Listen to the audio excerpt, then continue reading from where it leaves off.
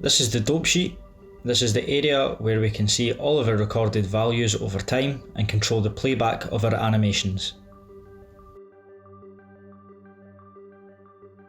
So here is our timeline from the start to the finish here, and we can control our position in time by using the playhead.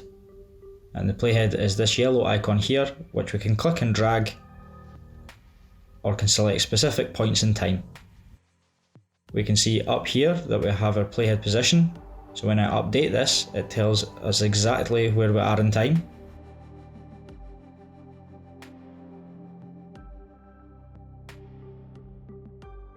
We can set our animation speed in frames per second here, so we've got this set at 60, which I'm just going to leave for the moment. Here we have our broadcast messages and moments, which we can use to add logic and code to our animations, but we'll get into that a little bit later on.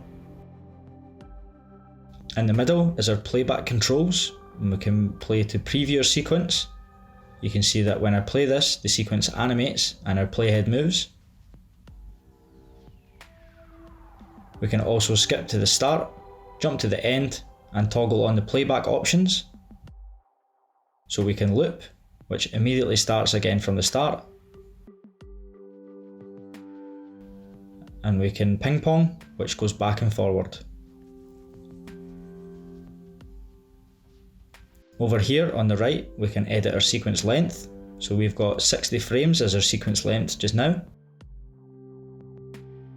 And we can also work in time if we like. So over here in this drop down menu, we can change to time. You can see that our time is now been updated to work in seconds. And I'm just going to change this to 2, and we now have a 2-second long sequence. If we want, we can edit the playback regions, which are these red barriers here. I can drag them in, and this lets us preview a part of a sequence within our timeline.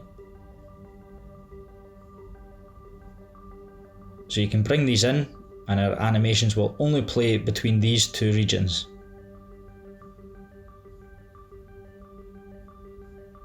To reset these, we simply just drag them back to the start positions.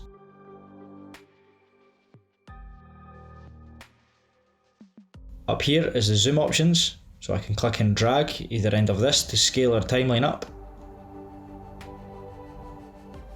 This yellow bar here indicates where the playhead is, so we don't lose where we are when we're zoomed right in doing some fine-tune editing.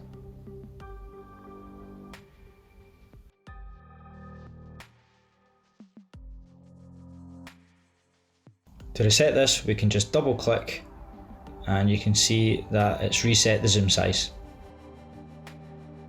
Finally, we have our asset key, which is this blue bar here, and this is a visual representation of our asset on the canvas. You'll see that when I select it, it highlights the bar. And we can resize this and move it around, and its visibility is determined by the playhead. So if the playhead moves past the end of the asset key, the asset will no longer be visible on the canvas.